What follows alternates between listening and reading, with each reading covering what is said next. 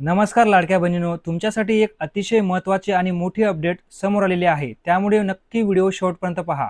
लाडकी बहीण योजनेअंतर्गत मार्च आणि एप्रिल महिन्याचे असे 2 हप्ते राज्य सरकारकडून 14 मे आणि 15 मे दरम्यान अनेक महिलांच्या बँक खात्यामध्ये जमा करण्यात आलेले आहे आणि अनेक महिलांना एकाच वेळी 2 हप्त्याचे पैसे मिळालेले आहेत।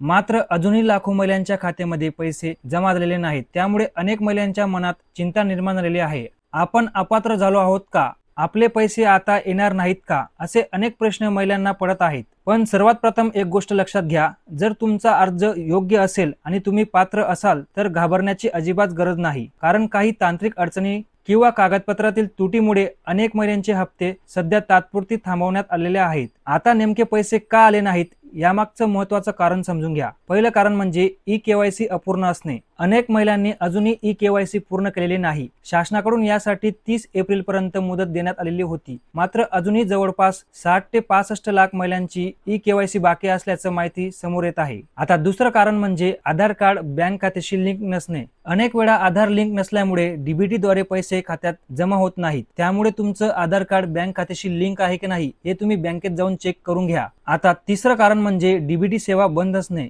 जर तुमच्या बँक खात्यावर डीबीटी सेवा सुरू नसेल तर शासनाकडून येणारे पैसे अडकू शकतात। आता चौथं कारण म्हणजे बँकेशी संबंधित तांत्रिक अडचणी। काही वेळा सर्व्हर समस्या, खाते चालू नसणे किंवा नावामध्ये फरक असणे यामुळे पैसे उशिरा येऊ शकतात। तसेच आर्थिक वर्ष संपल्यामुळे एप्रिल आणि मे महिन्यामध्ये काही तांत्रिक प्रक्रिया सुरू असतात, त्यामुळे काही खात्यांमध्ये पैसे जमा होण्यास उशीर होऊ शकतो, हे देखील लक्षात ठेवा। मात्र जर तुमचं सर्व कागदपत्र योग्य असतील आणि तुम्ही पात्र असाल तर पुढील काही दिवसांमध्ये पैसे जमा होण्याची शक्यता आहे। विशेष म्हणजे 20 मे पर्यंत अनेक महिलांच्या बँक खात्यामध्ये पैसे येऊ शकतात अशी माहिती सुद्धा समोर येत आहे। आता सर्वात महत्त्वाची गोष्ट म्हणजे ई-केवायसी।